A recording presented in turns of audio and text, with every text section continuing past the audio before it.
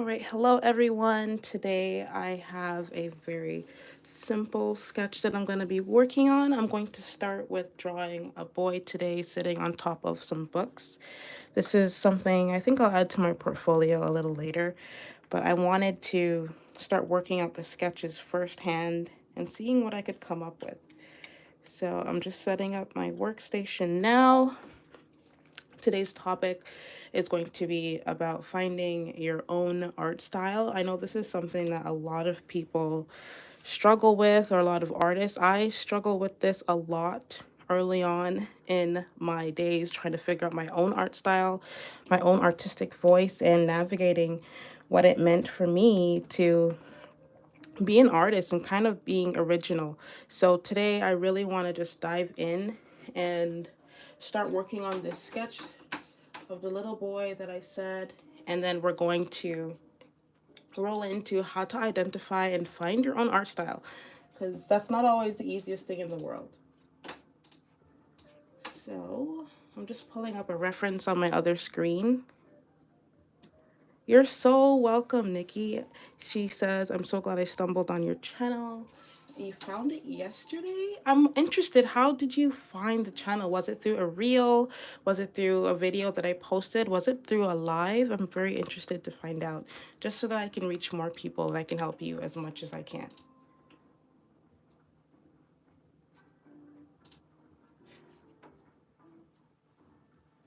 So let's see.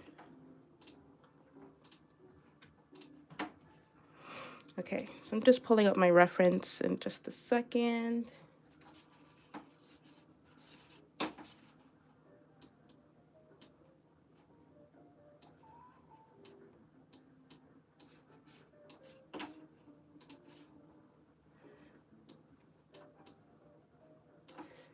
Just give me one moment, guys. Just pulling up my reference. It's just taking a while.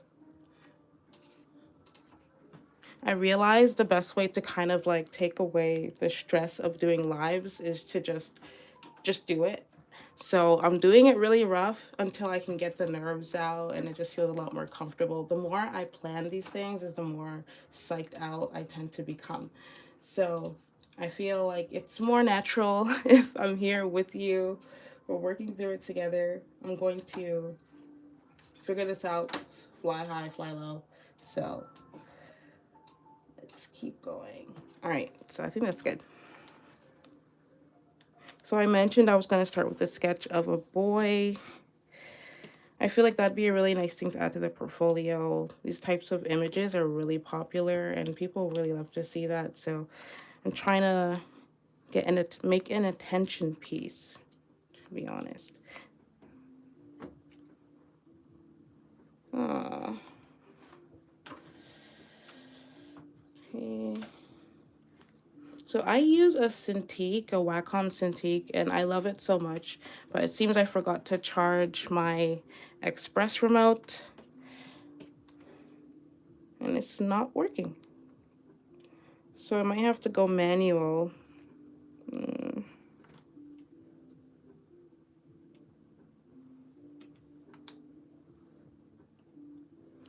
I have no idea why this is not working.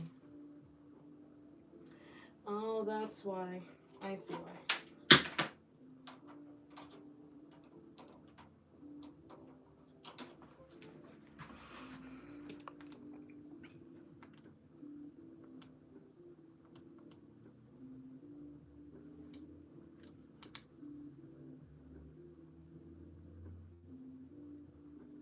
So if you do have any questions, please let me know and I'll get to them. So to start about talking in regards to finding your own style, one of the most important things to do is to have a bigger body of work that you can actually analyze your own art of.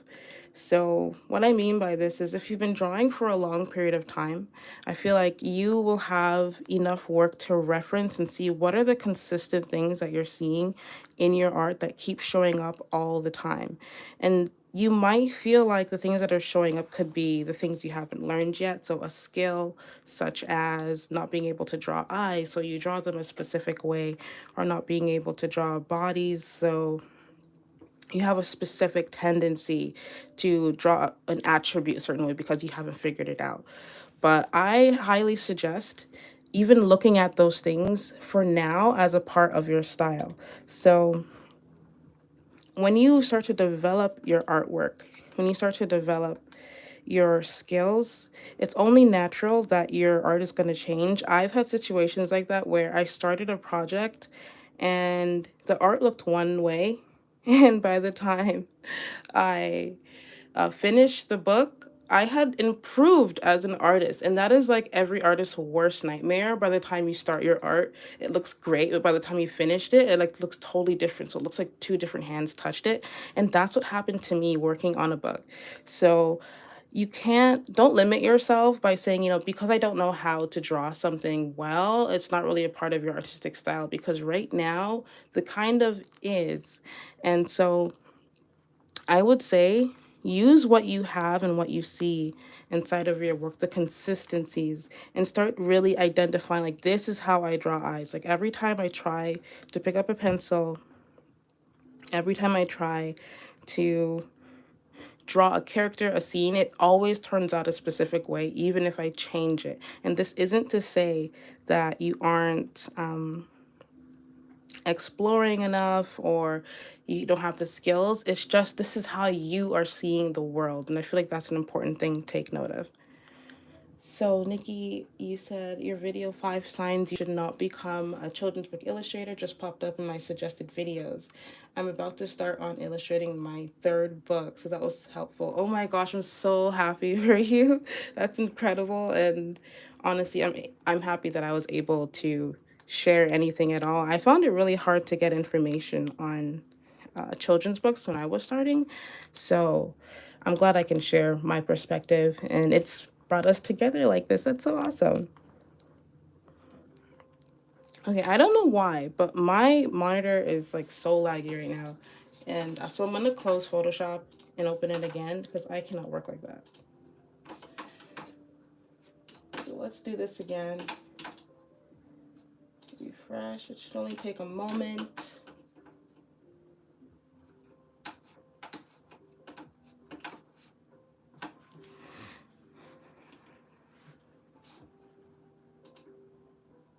So I am here every Friday at noon. So if there's ever a point in time where you do have questions or you just wanted to connect or just brainstorm, my goal is to be here every Friday at noon Eastern Standard Time. I'll be here for at least an hour unless things go overtime. So this is my designated slot that I've carved out in my week, that I just want to be here. I want to draw, I want to talk, I want to connect. So I'm going to continue on the drawing. Oh, it's so much better. So let's go.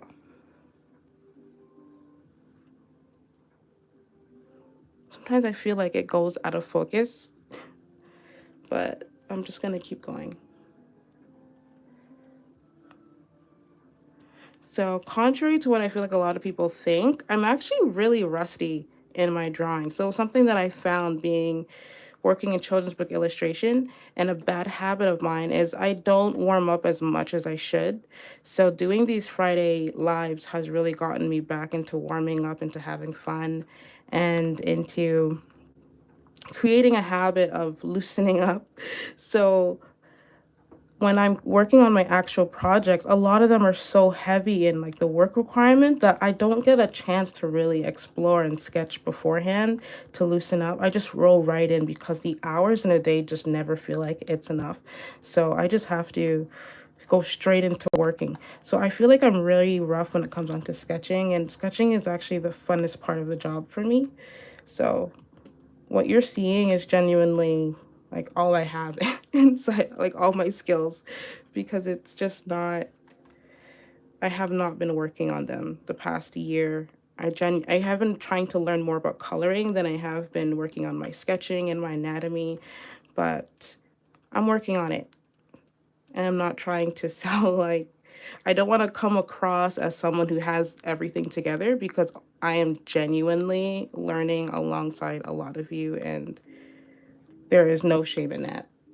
I feel like it's just the sooner people believe that I don't know, like I'm learning as I'm on the job, is, the better it is, because it takes away this idea that you have to have everything together in order to work with large publishers and all of these different people. But to be honest, they connect more with the energy that they get from your work than they do with thinking that, wow, this person has a perfected style. It's so clean, it's so colorful. And they've been working on books for 10 plus. Sometimes what they see and they connect with is the energy that they experience, the feeling and the connection, the themes that you are portraying through your work. So really don't undercut yourself if you feel like you don't have it all together yet, because I definitely don't, but God still uses me. So I'm really thankful for that, that I can work on projects and still have opportunities, even though I personally feel like I have not made it yet. So that's one thing. So back on the topic of the finding your art style, the sooner you identify your body of work and you say, okay, this is what I like to do. Oh, yeah, so this is another part. So find out what inside of what you draw that you consistently do that you love to do.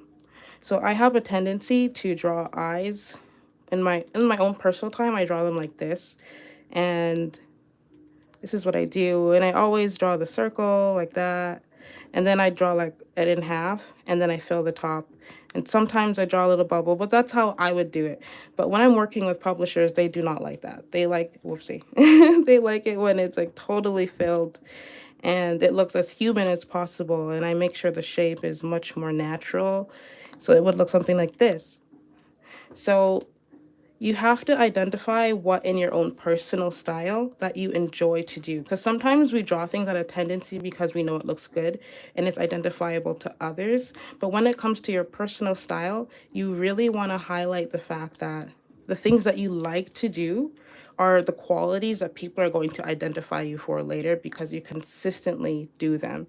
So that's your personal style. And it's not wrong, because sometimes what ends up happening is you're drawing or you're creating a portfolio for work purposes or to get a job or to start doing things part-time and working with people, but you have to create that portfolio and design it in a way that's convincing and believable for clients to like it. So you have to distinguish and create a separation between you creating your art for you and what you share to the world out of your creative heart versus what you're creating for clients to work with you so that it's appealing to them and so that they like what you see so that they want to work with you and they reach out to you. And those are very important differences, because even inside of my portfolio, I made sure that I made those separations. And in my personal style, one time I actually tried to do the eye like that, like I told you. And they're like, no, we can't do that. It doesn't look natural. And the children who are looking at this book need to feel like they can see themselves in it based on what they are seeing. So you can't, so the difference between drawing an eye like this that I would do for fun, like that's what I love to do. Whoopsie, sorry guys. So this is what I like to do for fun. And I thought it looks cute. Like this is a rough sketch actually. So the difference between that and then taking your time to actually draw a human eye for your character, something that's much more natural. They would much prefer this one. It's because they would say, it's a human eye. Even though my characters right now, they are very character-ish, like they don't look like humans, but the closer you can get your characters to have human attributes in your sketches and in your art is the closer and the sooner that your clients or the people you want to work with will say like, yeah, this, even though we know this character does not reflect hyperrealism, this is an excellent quality that we like to see because it still maintains the realistic aspects that are identifiable for children to see themselves in. So they don't want the fantasy aspect too much unless it's a fantasy book. But usually they actually tell me that these are anime eyes and they don't want anime eyes. But it also depends on your client. So keep that in mind as well. So personal style always has a place when you're creating like work that is strictly about what you're feeling and strictly about what you enjoy to do. But when it comes on to client work, that's a different thing. Your work becomes a service, and there is a space for that, but don't feel like it's totally yours in a sense where you can negotiate the aspects that you want to convey, but if it's not making sense to the author and if it's not making sense to the client, depending on who you're working with, you have to be willing to change your art to fit the image that they're seeing in their mind, which is kind of hard. So if you do have any questions, make sure you leave them in the chat. If you're enjoying this live, please leave a like so that I can get this video out to more people who would like to have more discussions about children's book illustration as a whole and continue this dialogue. So it's actually, see what happens when you don't sketch enough? I haven't been using my guides. So let's do that. There we go.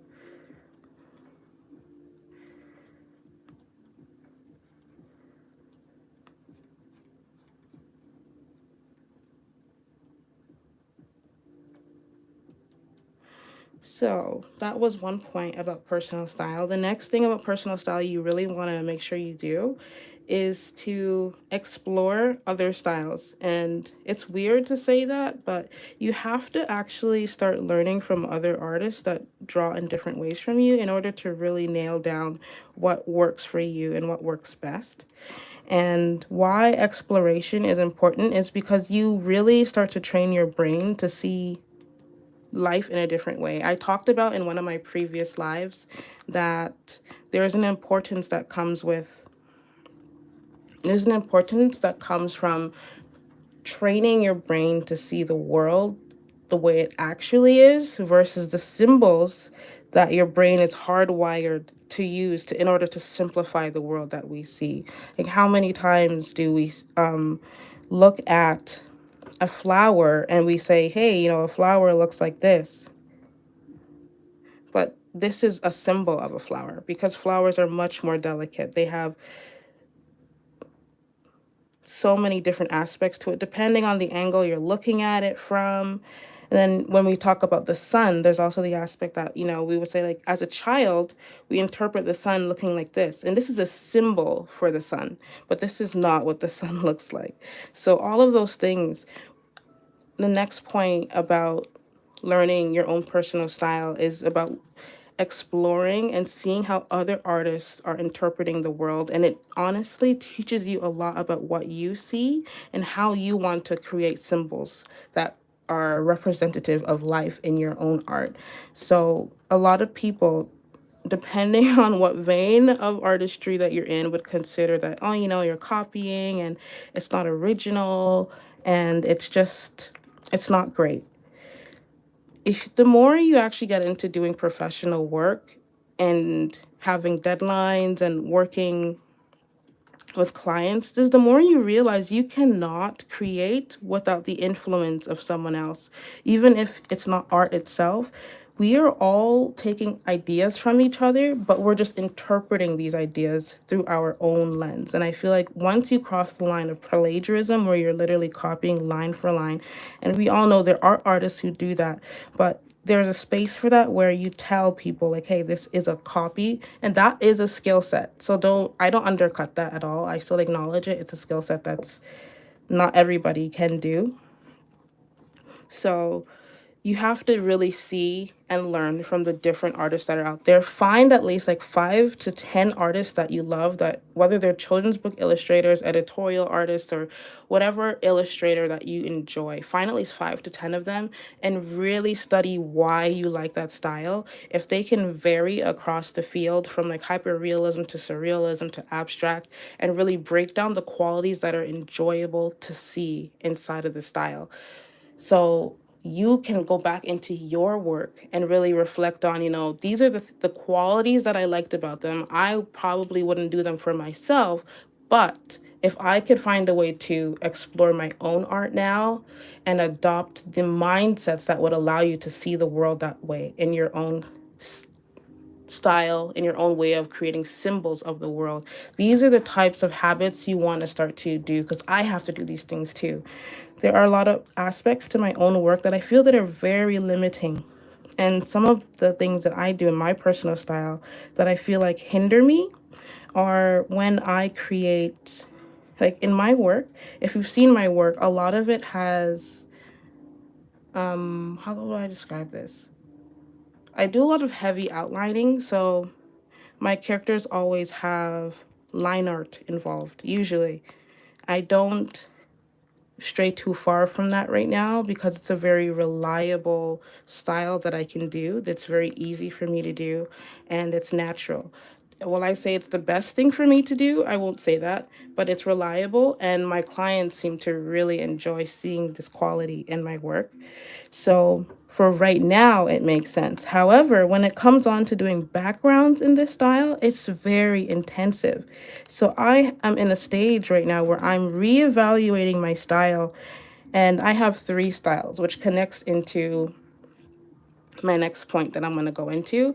But I have at least three styles that I like to play between. But when it comes on to my style where I use line art, I have to think about, do I want to use line art to represent the backgrounds? Do want to do line art for all the beds from doing a scene in a bedroom with curtains, or do I want to do a lineless style where it's just more painterly? And really finding a way to make everything feel and look way more cohesive is super important. So that's one aspect that I have to speak about, because to be honest, having personal style is exploration, and you have to almost create a list for yourself where it's like, hey, I draw stuff like this and I don't stray from that. So it's what comes natural to you, but you also have to create guidelines where it's like, you know what, this doesn't make sense here, this works here, this doesn't work here, and to keep it moving from then on. So this is actually a really big kid, so I have to make him smaller. One thing I love about digital art is that you can just move things around really quickly, and it doesn't sacrifice. It doesn't take away from the paper quality, and that's something I really feel like traditional art trains me to do, to be more thoughtful about. But ever since I got into digital, I really got spoiled. So once I'm able to create like a really base sketch that's drawn with the clothing, with the books underneath, I'm going to just create a nice line art for that and go from there. All right, so far it's not terrible. So now to the next point about finding your personal style is to have 2 to 3 styles to jump between. So this one is 100% a definite, because I have at least 2 to 3 styles that I play between. But the right between my projects that I have right now, I'm using the exact same style. And it's important to have, in my opinion, 2 to 3 styles to play between, because it keeps the interest going, because this is a job at the end of the day. And as much as it is fun to create art that is like, all the time, having 2 to 3 styles to play between gives you the diversity to create, depending on the nature of the topic of the book, whether it's a soft book or a delicate book that is covering themes that are very sensitive, you can use a very sensitive art style to represent those ideas. And if it's a bit more energetic book that is very clear, it's bright, you can play between the styles that you have, and it can get really hard to kind of rinse, repeat, and recycle one style all the time.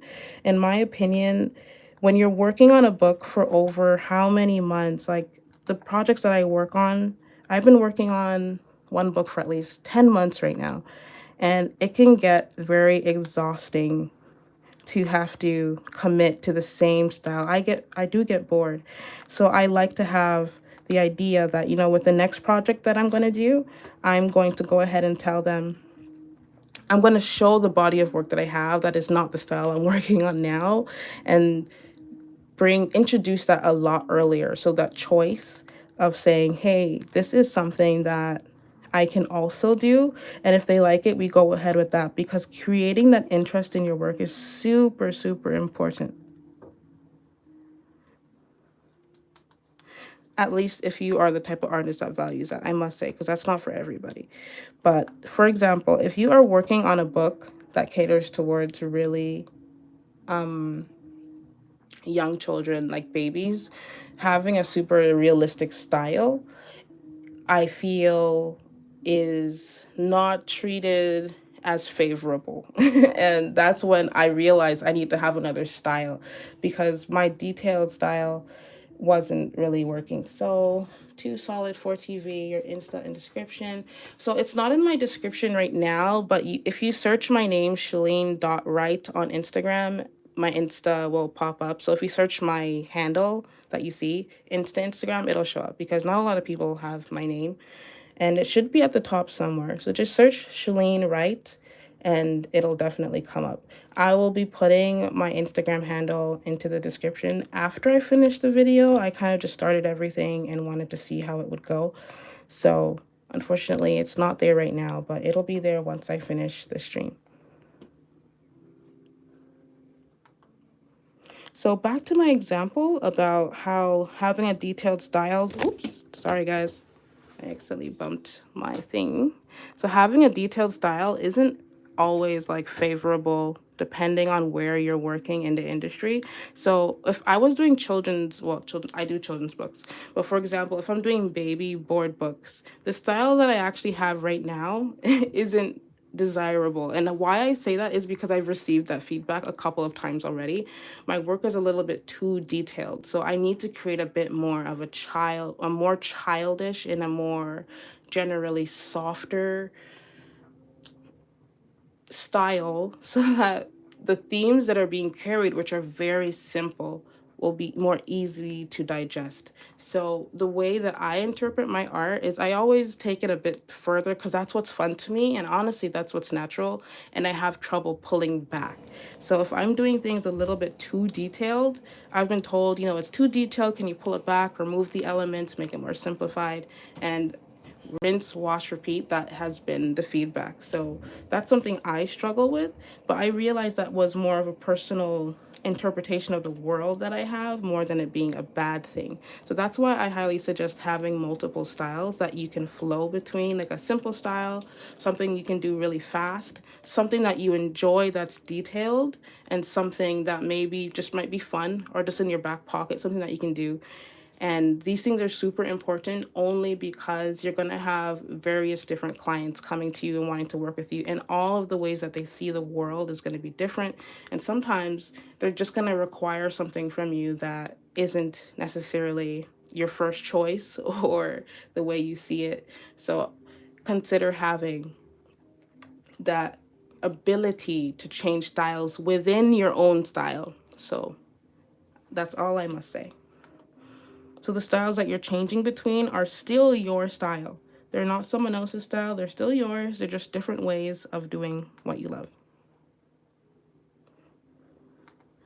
So I'm taking so long to do this because I'm talking. So I'm gonna attempt to get to the next stage.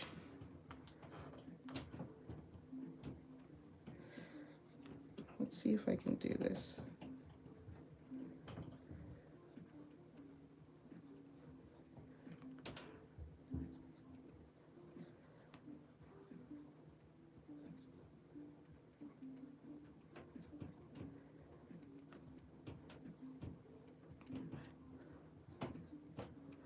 The weird thing about doing books is that they give you a lot of time to do your work, depending on like the scale of the book and how much you're actually supposed to be doing. They do give you a lot of time, but there always comes a point in your project where things just speed up like crazy fast, and you feel like things are just spinning out of control.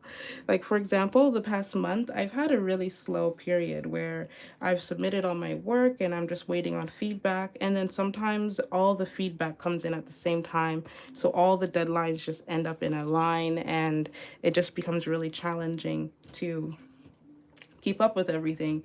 And the importance of keeping up with it is that, like I've shared in other points, like the way you get paid is when things are completed and they're submitted as according to what's outlined in your contract. But you, depending on what stage of the process you're in, sometimes you get paid at the beginning, like with an advance. Sometimes you get paid after you submit sketches, but they have to be received.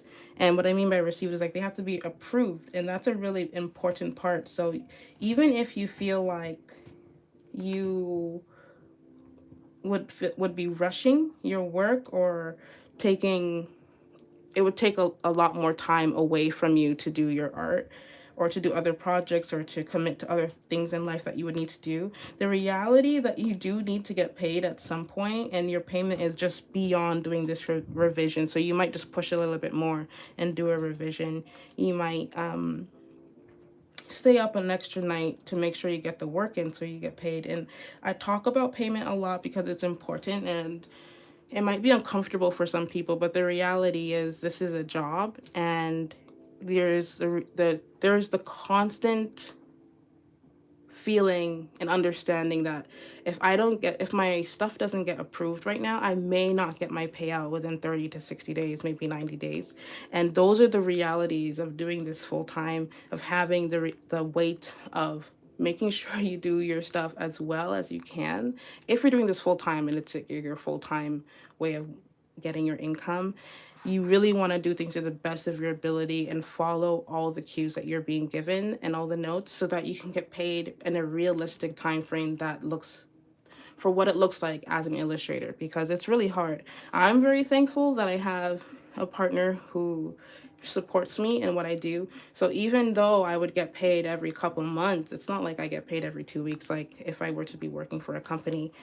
And in another circumstance, even though I get paid every couple months and it's a sizable amount, it's not an easy existence to have inside of any relationship or even for your own self. So it's really important to have a mindset that, I'm going to push and I'm going to make this deadline and I'm going to, get paid, because it's fun to an extent, but it's a job on the other side and it's your livelihood.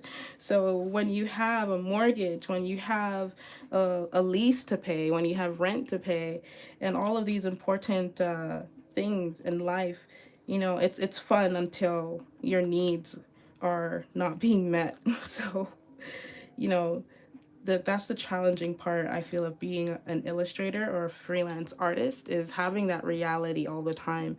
And it's not talked about a lot, but the reality is it's possible. So it's just like any other job. Actually, I wouldn't say that. It's just like being a business owner, and being an artist is like that. And not a lot of people talk about it in this way.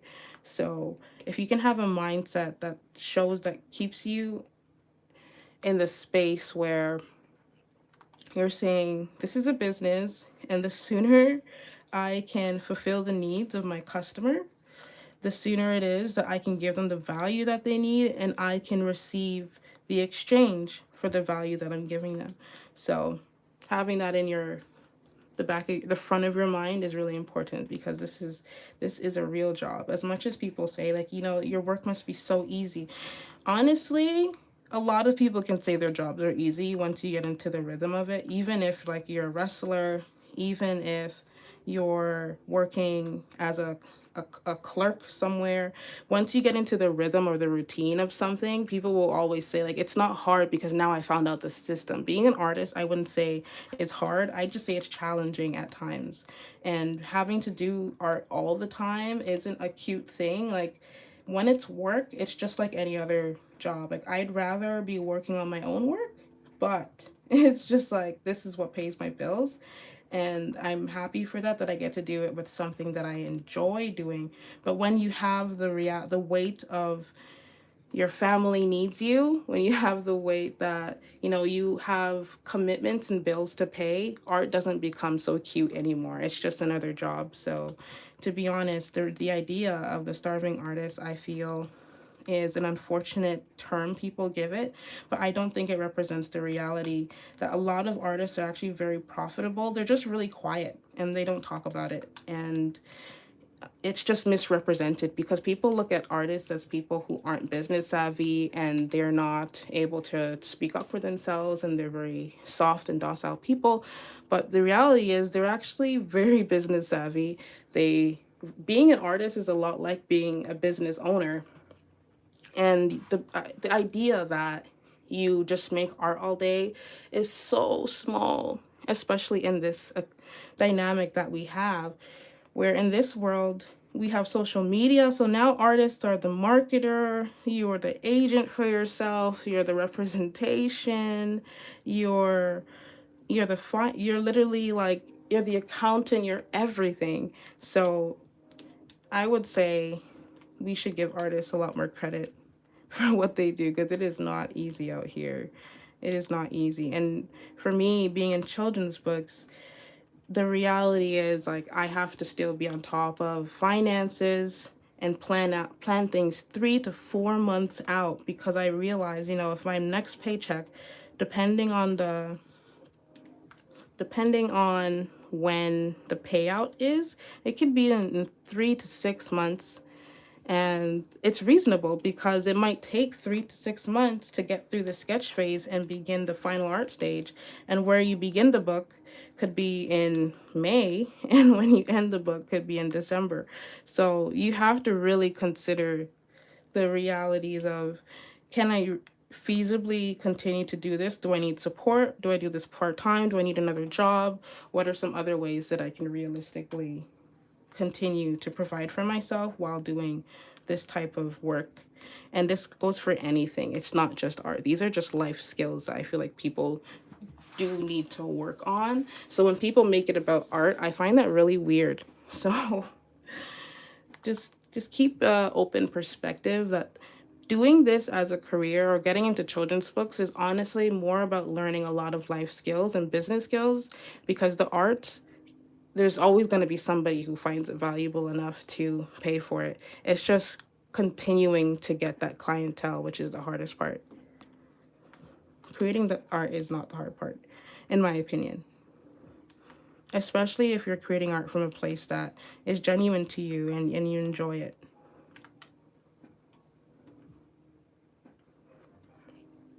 So when it comes back to personal style, you always want to be selling the style that you enjoy the most, and the thing that you can spend hours doing that but it doesn't bother you. Because I don't have a problem with my style. Like when people tell me to make changes or they request revisions, I have zero issues doing that at all.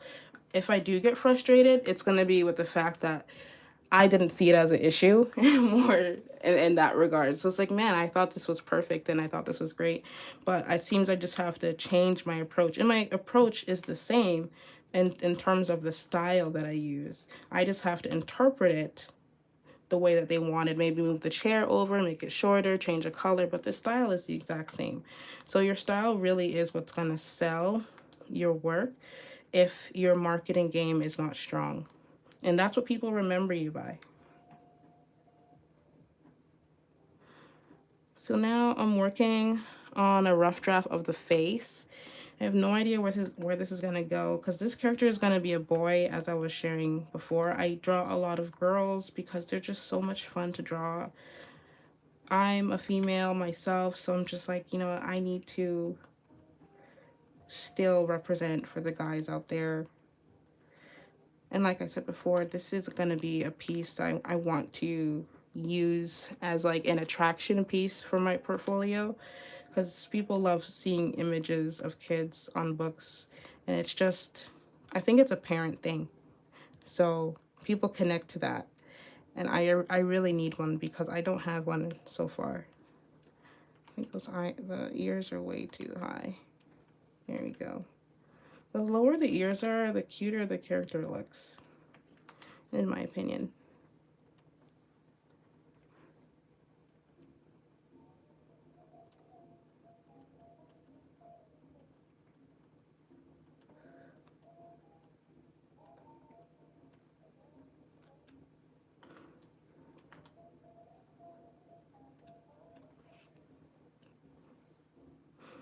So if you're finding any value in this live stream so far, you can go ahead and leave a like, only if you're getting any value from it or you've been enjoying it. If you have anything you want to know more about or just talk about or discuss, be sure to just leave it in the chat, because I will be here until I at least finish the sketch of this.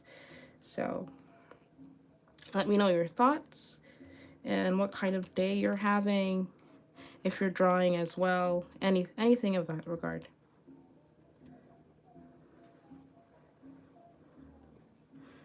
So I'm not really inspired yet. I feel like when I draw boy characters, I have to really work up the inspiration in my head. Like, I'm just not as inspired drawing boys.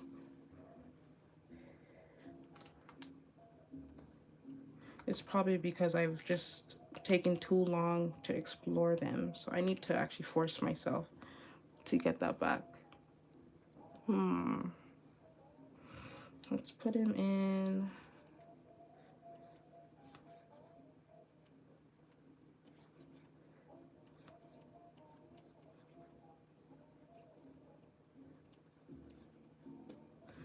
Oh, he is wearing a short sleeve. His head is actually off center. It's better.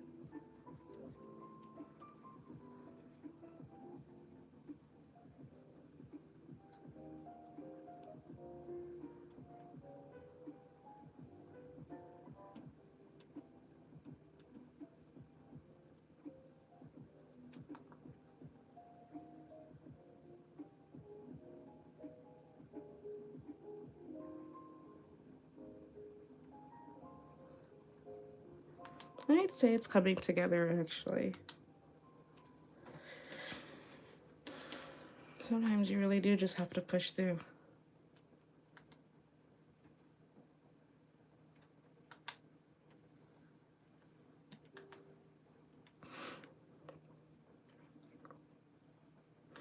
Actually, let me just save that. This is honestly just a sketch, so it's not as important to me. I'm not trying to take it somewhere. It's just a rough for another idea I'm gonna make a good copy.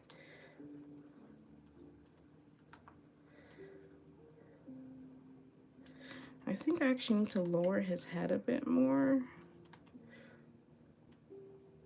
Yeah, there we go.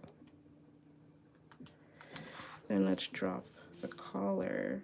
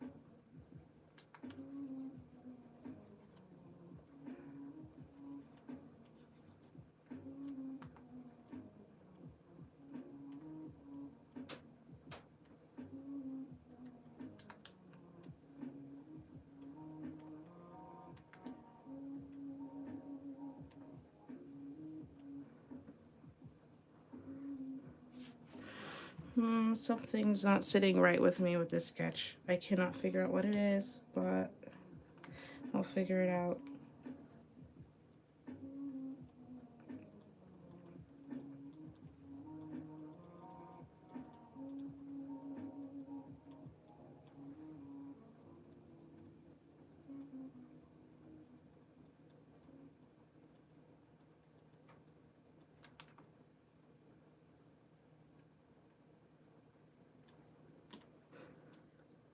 So I definitely will be here every Friday at 12 p.m. Eastern Standard Time for the foreseeable future, where I'll be here. The beginning segment of my lives, I try to talk about an aspect of children's book illustration or simply an important factor of being an illustrator and artist.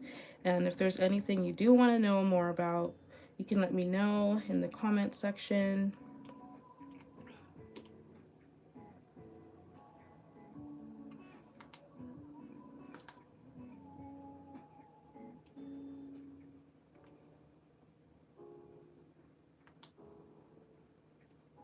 I wonder if his legs are too long.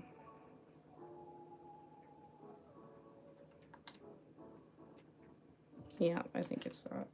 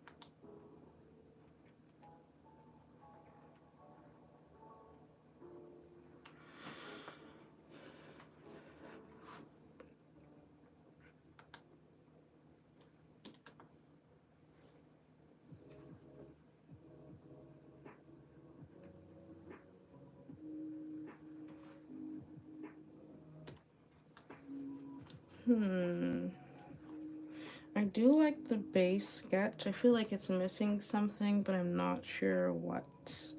I think I'm gonna work on his expression a bit more.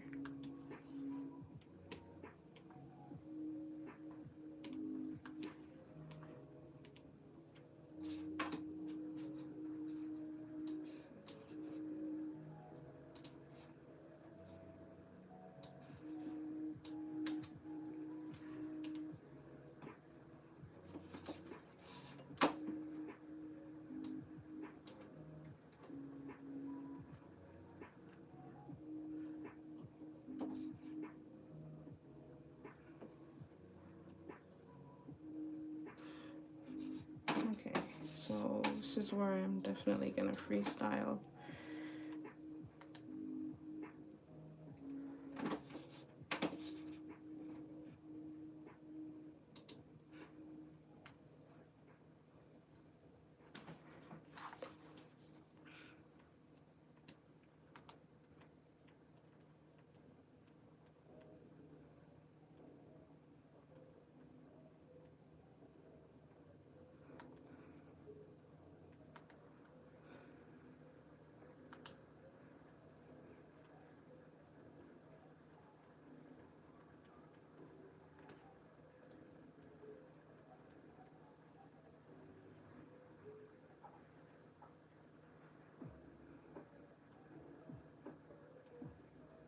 Oh man, I actually don't like what I did. I'm going back.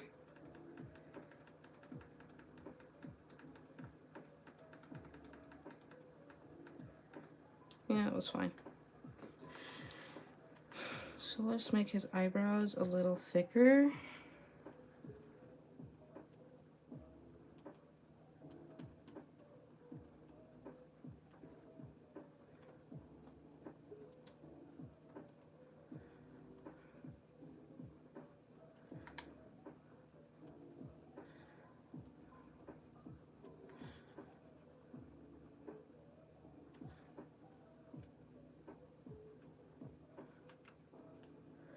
I feel like his face feels really generic, so I'm going to take a different approach.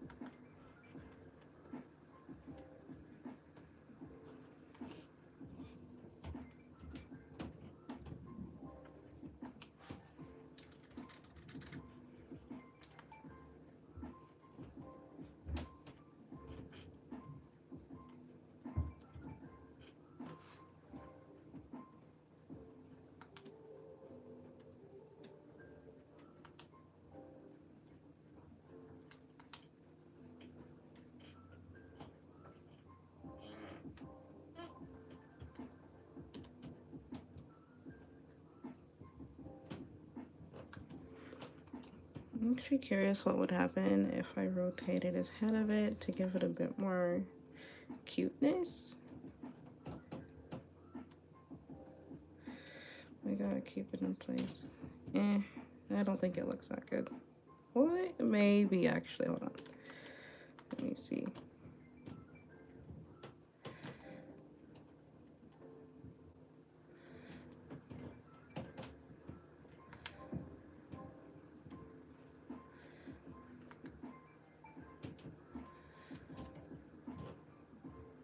I think I'm gonna keep it for now.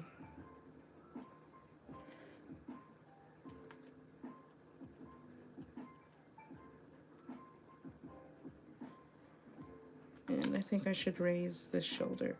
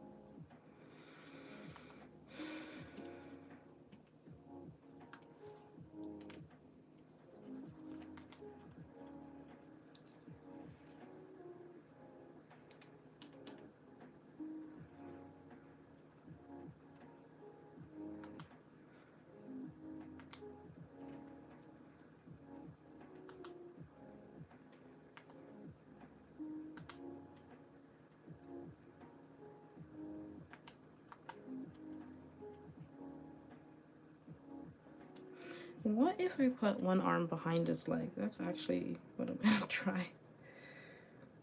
I think it'd be kind of cool.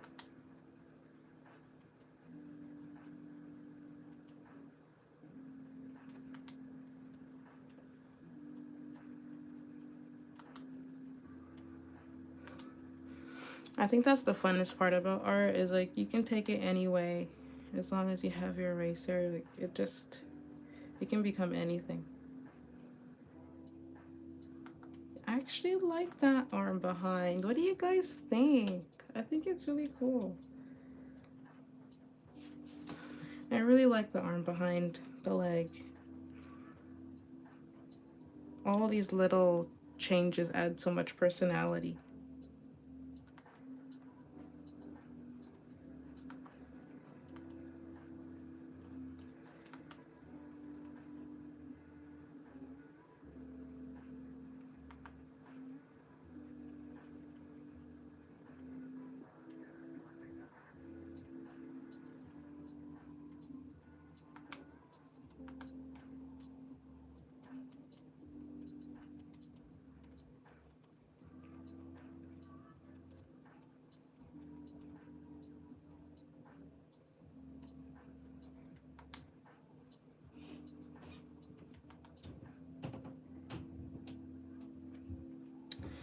I do think I should keep this arm in the front though. My intuition's telling me that.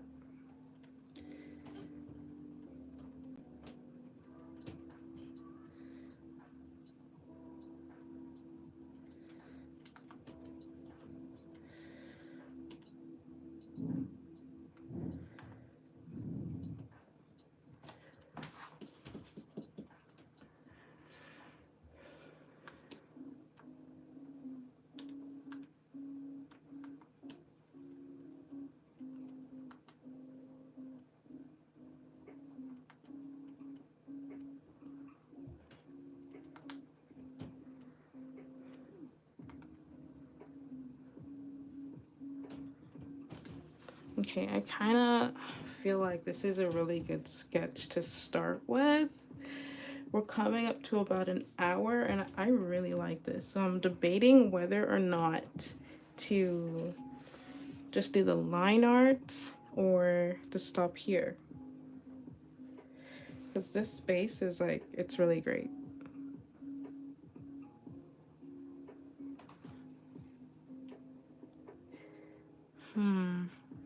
Tough questions. Well, maybe I'll start it and then I'll determine whether or not this is something I really want to tackle right now. So I'm just lowering the opacity and then let's see if this is what I'm gonna do.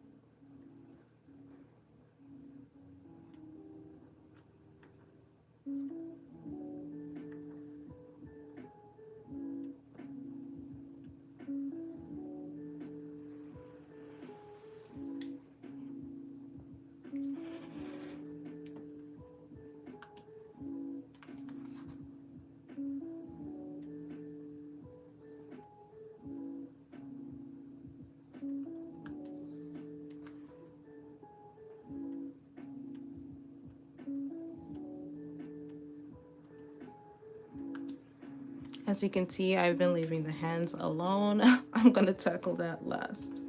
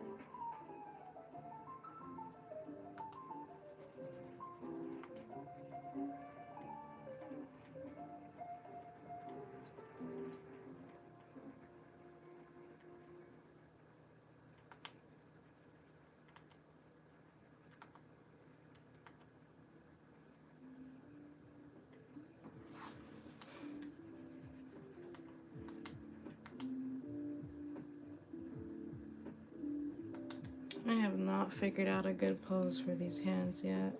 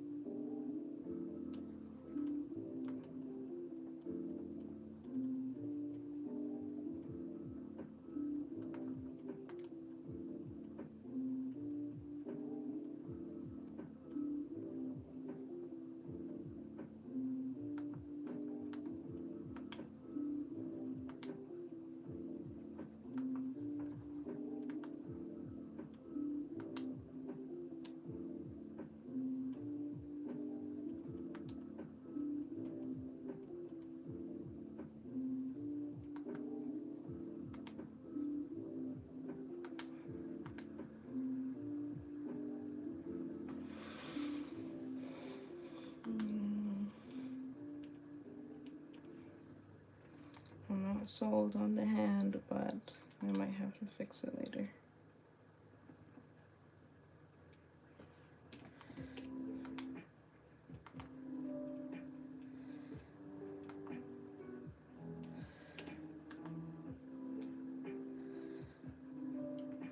All right, let's do the books.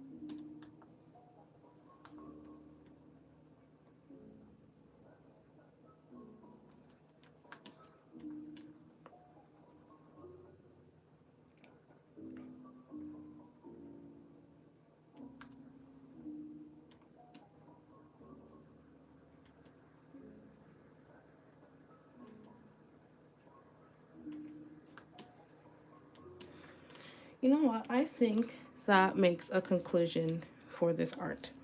So I set out to draw a boy sitting on a book, and this is what we have.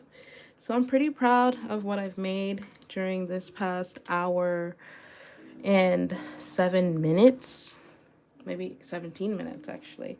So that pretty much concludes this week's Draw With Me.